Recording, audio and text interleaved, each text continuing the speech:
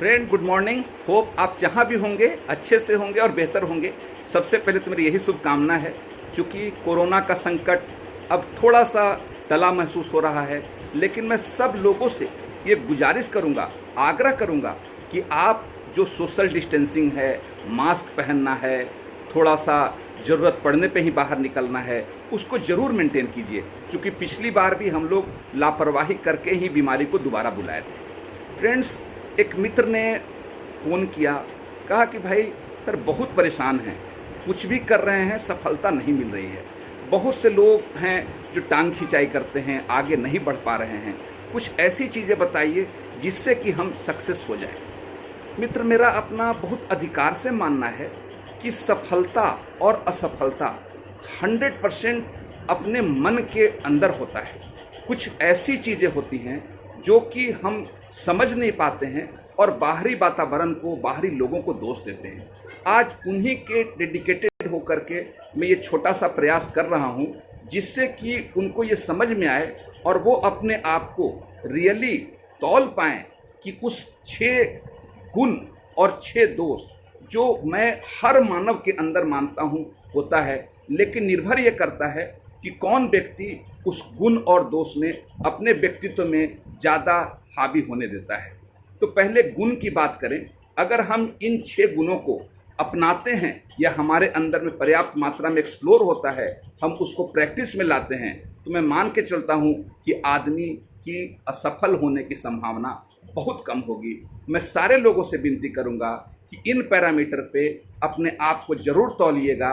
अगर आपके तौलने के बाद और ऑनेस्ट एनालिसिस करने के बाद आपको लगेगा कि नहीं, इसमें सुधार की गुंजाइश है, तो आपकी सफलता की संभावना कई गुना औरों से बढ़ जाएगी और आप दुनिया के 5% लोगों में बाय डिफ़ॉल्ट शामिल हो जाएंगे। पहला जो गुण मैं मानता हूँ किसी भी व्यक्ति में, और ये सारे गुण क्वालिटेटिव हैं, आत्मविश्वास, जिसको इंग्लिश में हम लोग सेल्फ कॉन्फिडेंस कहते हैं। किसी भी सफलता को प्राप्त करने के लिए, चाहे कोई प्रोजेक्ट हो, चाहे कोई बिजनेस हो, चाहे जॉब हो, चाहे सोशल वर्क हो, चाहे पॉलिटिक्स हो, अगर आपके अंदर में खुद में आत्मविश्वास नहीं होगा, खुद पे भरोसा नहीं होगा, तो आपके सक्सेसफुल होने की संभावना बहुत कम होगी। इसके लिए कोई बाहरी का दरकार न पड़ेगा, न टांग खींचने वाले की ज़रूरत पड़ेगी, न आपको हाथ पकड़ करके आगे ले जाने की ज़रूरत पड़ेगी।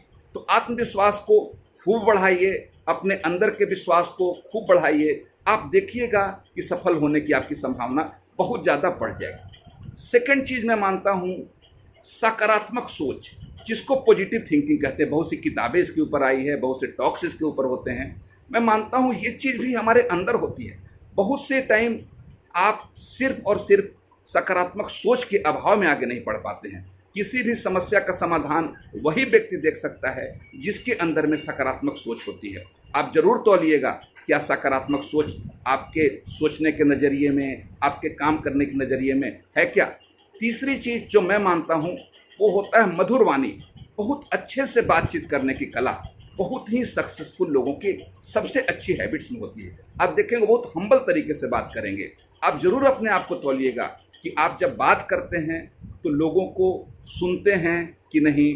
अगर बात करते हैं तो अपनी ही बात रखते हैं या उनको सुनते हैं। अगर सुनते हैं तो अटेंटिव तरीके से सुनते हैं या फॉर द सेक ऑफ सुनाते हैं। अगर आप अच्छे लिसनर होंगे तभी आप अच्छे ओरेटर होंगे, और अच्छे ओरेटर होने के लिए आपको अच्छे लिसनर की ज़रूरत होती है।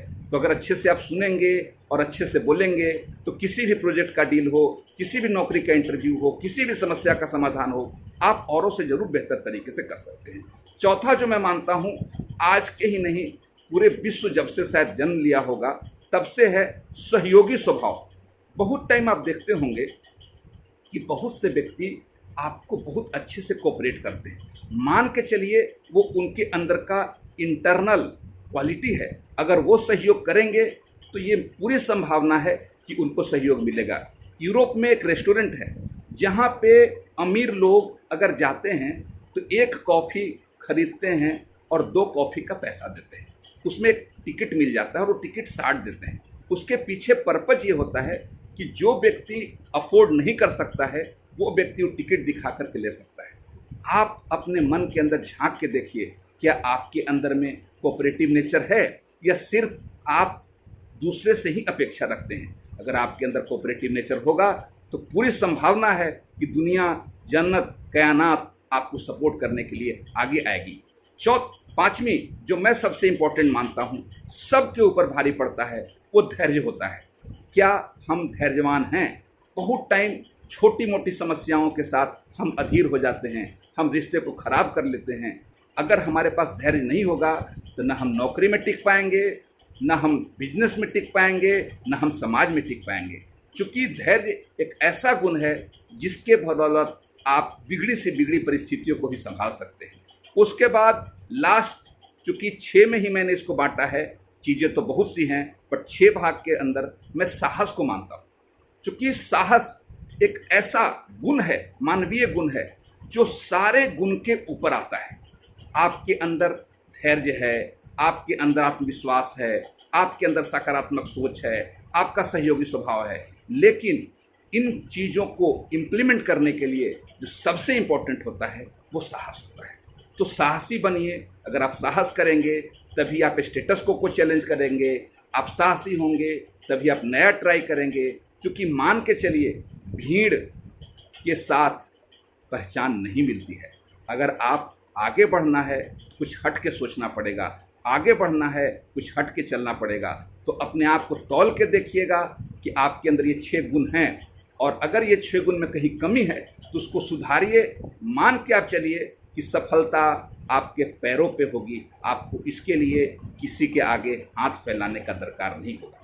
फ्रेंड्स, अगर मेरा ये छोटा सा प्रयास आपको अच्छा लगा होगा तो ज़रूर अपने जीवन में परिवर्तन लाइए। और अगर आप मुझे ये कहेंगे कि 6 जो अवगुण है उसके बारे में बताइए, तो मैं ज़रूर अगली वीडियो में वो 6 अवगुण जो हमारे अंदर होता है उसके बारे में बताऊंगा, ताकि उन अवगुणों के साथ आप अपने आप को बाहर कर सकें और ज़िंदगी को अच्छे नज़रिए से, अच्छे तरीके से जीने की जो आपकी लालसा है वो पूरा हो सके। आपको सक्सेस करने की जो अपने अंदर में तमन्ना है उसको पूरा कर सके। फ्रेंड्स, समय विपरीत है, लेकिन आप इन गुणों के सहारे अपनी ज़िंदगी की नैया को बहुत ही शक्ति, साहस और समर्पण के साथ आगे बढ़ सकते हैं। उम्मीद करता हूँ कि मेरा छोटा सा ये प्रयास आपके जीवन में परिवर्तन लाएगा और आप आगे बढ़ेंगे। थैंक यू, शुक्रिया, आदाब।